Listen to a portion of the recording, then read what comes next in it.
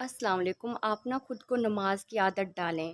جس طرح ہماری زندگی میں زندہ رہنے کے لیے ہمیں سانس کی ضرورت ہوتی ہے، اس طرح ہی ہماری دنیا اور آخرت دونوں میں کامیابی کے لیے نماز ضروری ہے۔ آپ خود کے ساتھ زبردستی کریں، خود کو نماز کی عادت ڈالیں۔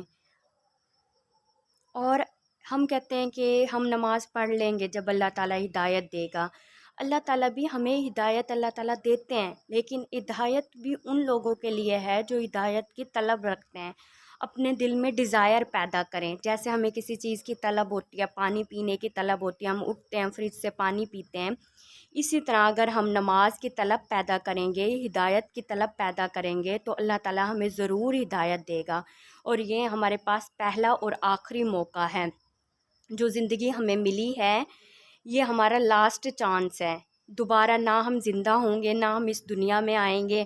ہمیں جو کرنا ہے اسی ٹائم میں کرنا ہے۔ دنیا کے لیے ہم جو ترقی کرنا چاہتے ہیں ان کے لیے بھی یہ ٹائم ہے، اور آخرت بنانے کے لیے بھی یہ ٹائم ہے۔ تو اپنے وقت کو آپ لوگ اس طرح سے پلاننگ کریں اپنے دن کی، اپنا ٹائم ضائع نہ کریں۔